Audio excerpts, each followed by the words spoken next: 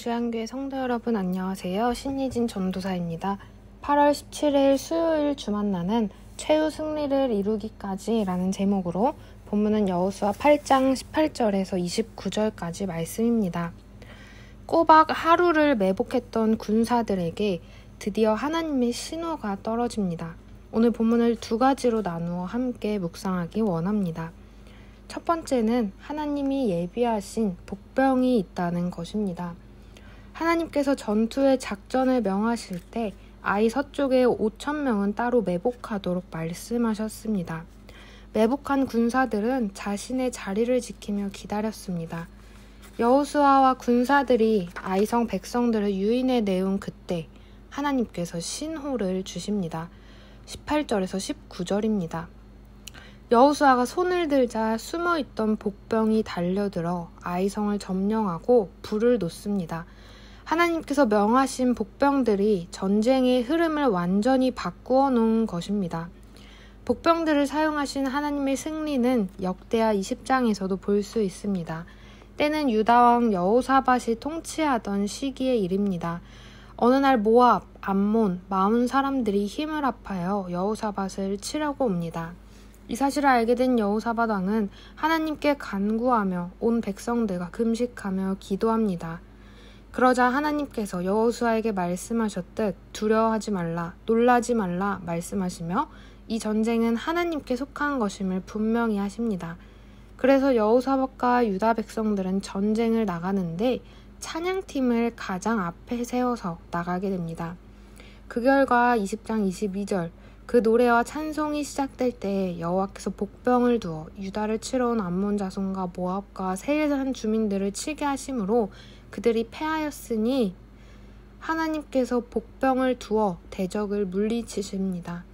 하나님께서 예비하신 복병들이 일어나자 지는 것만 같았던 전쟁은 완전히 뒤집혔습니다.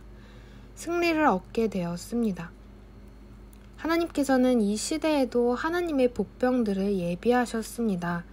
마지막 날이 다가올수록 세상은 어두워집니다. 그리스도인들은 점점 설 자리를 잃어버리고 교회는 손가락질을 견뎌야 합니다. 그러나 그럼에도 하나님의 때는 반드시 있고 하나님의 예비하신 복병들은 때를 기다렸다가 일어나야 합니다. 전쟁을 진두지휘하시는 하나님, 복병들을 예비하시는 하나님을 바라보며 오늘도 믿음의 싸움을 싸우는 저희가 되길 소망합니다. 두 번째는 끝까지 순종해야 한다는 것입니다. 하나님께서 여호수아에게 말씀하십니다. 내 손에 잡은 단창을 들어 아이를 가리키라. 그리고 여호수아는 26절 아이 주민들을 진멸하여 바치기까지 여호수아가 단창을 잡아든 손을 거두지 아니하였습니다. 이 장면은 마치 출애굽기 17장 아말렉과의 전쟁에서의 모세를 떠오르게 합니다. 그 전쟁에서 여호수아는 아말렉과 싸웠고 모세는 아론, 훌과 함께 산 꼭대기에 올라가서 손을 듭니다. 모세가 손을 들면 이스라엘이 이기고 손을 내리면 아말렉이 이기는 전쟁이었습니다. 아론과 훌의 도움으로 모세는 끝까지 손을 들었고 이스라엘은 아말렉과의 전쟁에서 승리하게 되었습니다. 그 후 제단을 쌓고 그 이름을 여호와 니시라고 짓게 됩니다. 여호와 니시는 여호와는 나의 깃발이라는 뜻입니다. 즉 승리를 주시는 하나님을 찬양하는 이름입니다. 손을 드는 것은 여호와 니시를 생각나게 합니다. 이 전쟁의 승리를 주시는 분은 오직 하나님이심을 표현하는 것입니다. 여호수아는 전쟁이 끝날 때까지 든 손을 거두지 않습니다.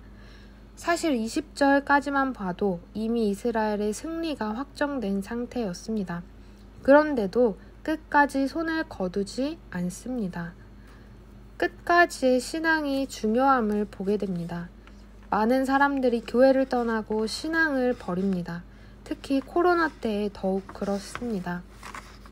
믿음과 삶의 간극이 너무 커서 온라인 예배의 한계에 막혀서 다양한 이유로 시험에 들어서 신앙을 떠나고 교회를 떠납니다. 그러나 오늘 저희는 말씀을 통해 끝까지 순종해야 함을 보게 됩니다. 믿음의 경주에 마지막까지 최선을 다해 달려가야 합니다. 여호수아처럼 끝까지 순종하는 저희가 되기를 소망합니다. 오늘 말씀을 통해 하나님께서 예비하신 복병이 있다는 것과 끝까지 순종해야 한다는 것을 함께 나누었습니다. 최후 승리를 얻기까지 주양 공동체가 서로 함께 격려하며 달려갈 길을 끝까지 달려가는 은혜가 있기를 원합니다.